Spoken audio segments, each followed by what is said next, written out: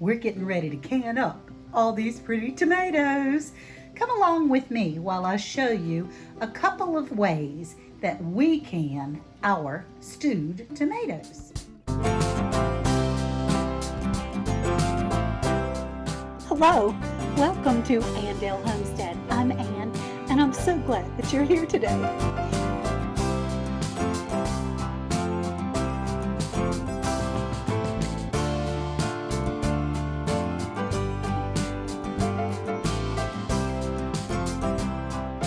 Thank you so much for coming. I wanted to show you a little bit about the beginning of the process of how we can our crushed tomatoes. But we're going to do it with a little twist today. This is a pan of boiling water. I'm going to be dumping those beautiful tomatoes you just saw in there. And then after they've been in there for about 3 minutes, they start to crack. The skins start to crack and come off. I will pick them out and put them in the sink with cold water. Those are 2 bottles of ice. And then we're going to jar them up. I've got some jars in here already washed and heated, and we'll be using 2 methods of canning: the Fruit Saver steam canning, and just because it's been popular and a request made for our pressure canner, our electric pressure canner, to be able to show you a couple of ways that you can can your tomatoes. So come along with us in this process. The very first thing I have done is get out my pressure canning book just to be sure what's going on. And it tells me a ton of information. Here is where it's recommended for water bath. This is recommended for a dial gauge pressure canner. And this is recommended for crushed pressure canner. So you can preserve tomatoes in water bath canning and pressure canning, and we're going to do both of those today. Hello everyone, I'm going to be taking you through these steps of canning these tomatoes. Now I won't keep you for every second of everything because this video would be way too long, but I did want to show you that we just drop our tomatoes right in the boiling water, and then I'll show you closer what it looks like once they've been in there for a while. I also wanted to show you something to look for in your tomatoes when you're going through. Can you see that spot right there? You don't want to put those in with the rest of your tomatoes. What I'll do is cut out this section. It's still a perfectly good tomato, but I don't want to miss it. If the skin comes off and there's something funny, see, this one has a spot and this one has a spot. So inspect your tomatoes very carefully as you're going through to be able to can them so that you don't put any kind of something that is spoiling at all in any way, shape, or form in your canned goods, because you know you're preserving it for like ever. As your tomatoes are heating, not sure you can see that, but you see how the skin is wrinkly? And so this one particularly is ready to come out. You keep stirring, and as more of them get in this shape where your skin begins to wrinkle, that's when you take them out of the hot water. Once your tomatoes are dumped in the ice water, see how the skins come off so easily? We're a team when it comes to canning. So he's skinning them, and I am going to core them, and then they'll go back in another pot. That's just part of the process. So we got a big old bowl of stewed tomatoes that are cut up fresh. Here's the cores. I save this juice. I strain it out and save it to make tomato juice.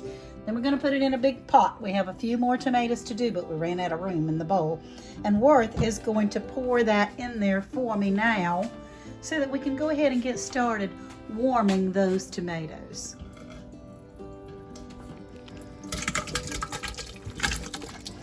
We make a good team, don't we, babe? You know it. All right, there we go. The tomatoes are good and warm. You just really want them hot. I've got my lids warming up over here, and then we're getting ready to get the jars out and get them filled up. What I'm getting ready to do now is in each jar, I will put 2 tablespoons of lemon juice and 1 teaspoon of canning salt in each jar. And Worth is going to come and help me fill these jars up, because doing it one-handed, I'm kind of a messy cook. I get it, baby.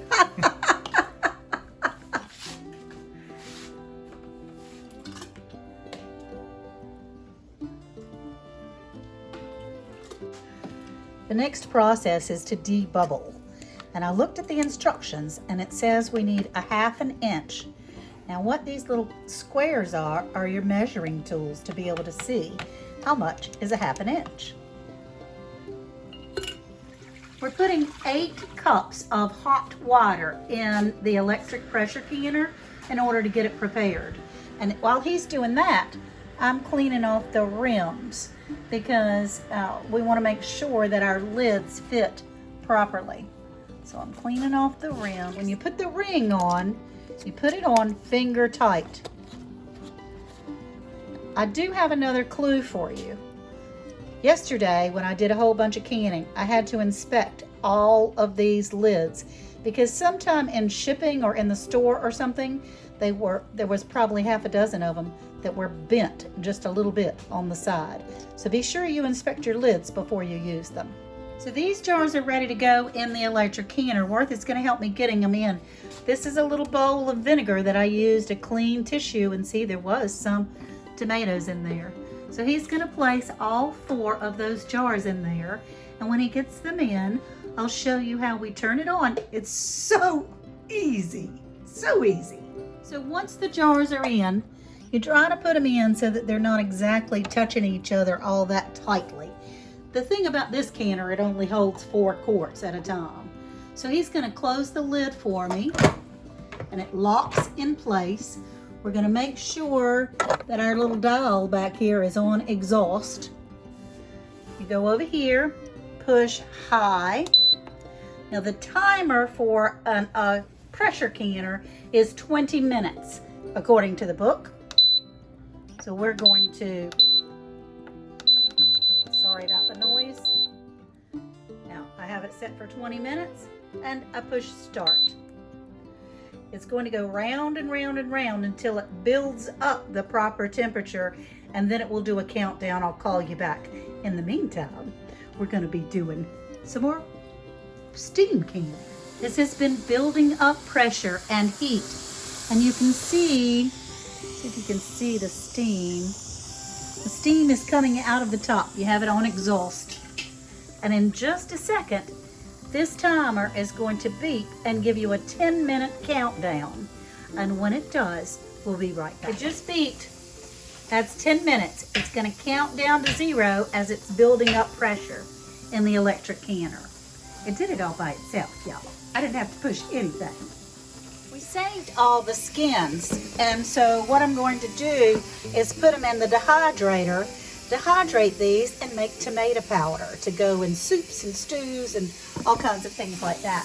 But this electric canner is just about down. It's got 2 minutes left before it gets up to pressure, and I'll show you what to do. All right, it's down. It did the countdown. What we'll do now is come up here, switch this dial to airtight. And then again, it's going to be flashing.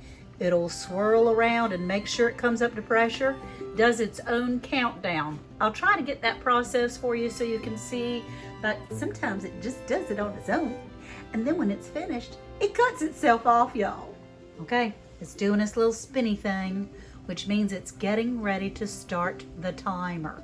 That's after you have turned it to airtight. It's making sure that it gets up to pressure and it will start the timer. When it came down to it, we had quite a bit of juice left over that we have strained, and so we're gonna make tomato juice. I added a little sugar to the tomato juice, by the way. So here's just tomato juice, and I don't see a seed in there anywhere, y'all. Ooh! And guess what?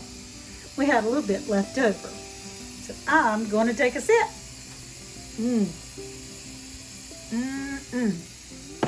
Guava, y'all. If you will lift the lid and put these jars in the steam canner. Now, as you can see in this steam canner, we put the water right up to the edge there. He's going to put them in there where the jars are not touching.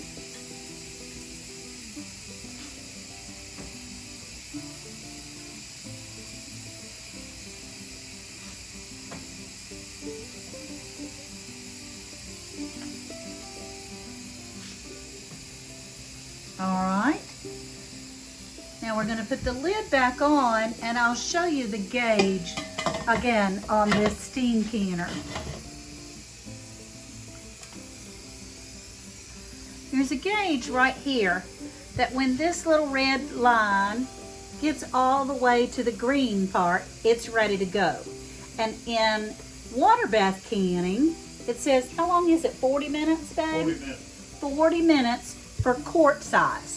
So once it gets up to temperature, we'll start our timer for 40 minutes. That's the sound we want to hear. That's the sound. Here she gets ready to go. It just beeped at me. 20 minutes and counting. I love that sound. It just went off. So now we'll let it sit, and if you wiggle that top up there and it has any kind of activity whatsoever, you need to let it sit until it's rested, and we'll open it up in a little while. So the fruit saver has come up to temperature. See, it's in the green. It's in the green now for our sea level. So now we will time this for 40 minutes, just as you would a water bath canning. So the timer has gone off. What we'll do is slide this pan, we've already turned it off. We slide it off the heat and wait for 5 more minutes. And then we get to open the top and see how it goes inside. It's been 5 minutes. It's time to take the lid off of the steam canner. Let's see how we go. Okay, here we go. Pull it away from you and lift it to the side. Ooh, they look beautiful. I'll let you know when they all seal. So it has stopped. There's no more activity. We're unlocking it and going to get our freshly pressure canned tomatoes. I really appreciate you coming along with me as we demonstrated 2 types of canning your fresh tomatoes from the garden. We had our Fruit Saver steam canner and the Carey electric canner. I would say they're pretty even. It depends on the size of your batch. Thank you so much. We'll talk to you soon. Let me know in the comments how you prefer to can your tomatoes, whether you can water bath canning, steam canning, or pressure canning. Thank you so much for coming to Andale Homestead. I'm Ann. I hope you have a wonderful day, and I hope to see you soon. Bye-bye now.